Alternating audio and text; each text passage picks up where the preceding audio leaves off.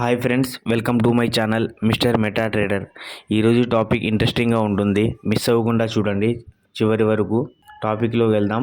ఈరోజు టాపిక్ వచ్చేసి obesity, diabetes, high blood pressure, stroke, heart attack, cancer. ప్రపంచంలో ఎక్కువ మంది బాధపడేది, చనిపోయేది ఈ వ్యాధుల వలనే. కానీ ఈ వ్యాధులు అన్నిటికీ ఒక గేట్లా ఉండి ఇవన్నీ రావడానికి కారణమైన మరొకటి వ్యాధి ఉంది, అదే ఒబిసిటీ. ఏ జెండర్తో సంబంధం లేకుండా అందరినీ ఎఫెక్ట్ చేస్తున్న వ్యాధి ఇది. ఒబిసిటీ ఒకప్పుడు బాగా డెవలప్ అయిన దేశాల్లో ఎక్కువగా ఉంటుంది అనుకునేవారు, కానీ 28 లక్షల మంది చనిపోతున్నారు. అంతేకాదు, ఇప్పుడు అన్ని దేశాల్లో ఈ ఒబిసిటీ పెరిగిపోతుంది. వరల్డ్ హెల్త్ ఆర్గనైజేషన్ రిపోర్ట్స్ ప్రకారం ఒబిసిటీ ఎక్కువ బరువు ఉండటం 2035 నాటికి ప్రపంచ జనాభాలో సగం మంది ఒబిసిటీ బారిన పడే అవకాశం ఉంది అని వరల్డ్ ఒబిసిటీ ఫెడరేషన్ ప్రిడిక్షన్ చేసింది. ఒక రకంగా చెప్పాలంటే ఇది ప్రపంచంలోనే అత్యంత ప్రమాదకరమైన వ్యాధి. అయితే అసలు ఈ ఒబిసిటీ అంటే ఏంటి,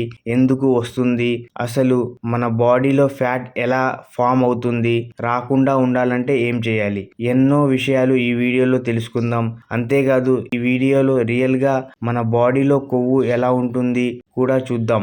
ఈ వీడియో చివరి వరకు చూడండి. మీకు ఏ పాయింట్లో అయినా ఇన్ఫర్మేటివ్గా అనిపిస్తే లైక్ చేసి షేర్ చేయండి. టాపిక్లో వెళ్దాం.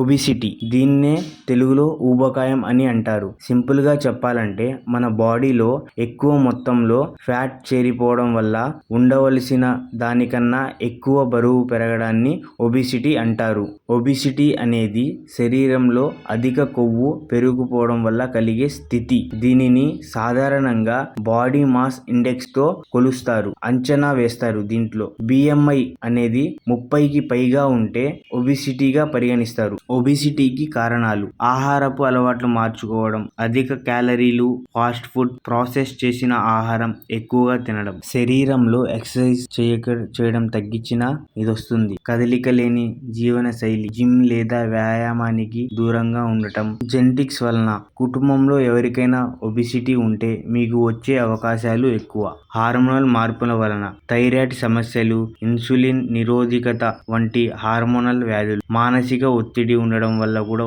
ఎక్కువ ఒత్తిడితో ఉండటం, భావోద్వేగ భోజనం తీసుకోవడం వల్ల కూడా వస్తుంది, తక్కువ మోతాదులో నిద్రపోవడం వల్ల హార్మోనల్ అసమతుల్యత ఏర్పడి బరువు పెరుగుతుంది, కొన్ని స్టెరాయిడ్ యాంటీప్రెసెంట్ మందులు బరువు పెరిగేలా చేయవచ్చు, మెడిసిన్స్ వల్ల కూడా. ఒబిసిటీ ఎలా తగ్గించుకోవాలి? ఆహార నియంత్రణ, తక్కువ కార్బోహైడ్రేట్లు, అధిక ప్రోటీన్ కలిగిన ఆహారం తీసుకోవాలి, అధిక ఫైబర్ ఉండే కూరగాయలు, పళ్ళు తినాలి, sugar, fast food, junk food తగ్గించాలి, నిత్య వ్యాయామం, రోజుకు కనీసం 30 నుండి 45 నిమిషాలు వ్యాయామం చేయాలి, నడవడం, జాగింగ్, యోగా, జిమ్ వంటివి చేసుకోవచ్చు, తగిన నిద్ర, రోజుకు 7 నుంచి 8 గంటలు నిద్రపోవాలి, స్ట్రెస్ తగ్గించుకోవడం, మెడిటేషన్, యోగా చేయడం ద్వారా తగ్గుతుంది, రిలాక్సేషన్ టెక్నిక్లు పాటించాలి, పరగడుపున గోరువెచ్చని తేనె కలిపిన నీరు తాగడం వల్ల ఇది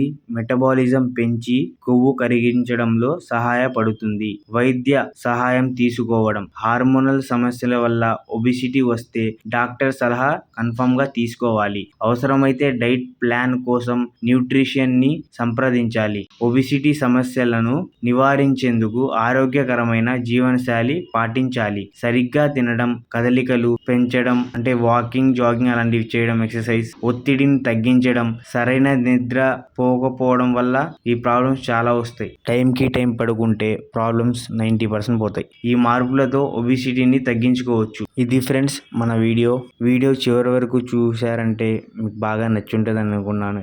ఇంట్రెస్టింగ్గా కూడా ఉంది కదా. మన వీడియోకి లైక్ చేసి, షేర్ చేసి, సబ్స్క్రైబ్ చేయండి. అలాగే బెల్ ఐకాన్ క్లిక్ చేయండి. Thank you for watching. వీడియోలో కలుద్దాం.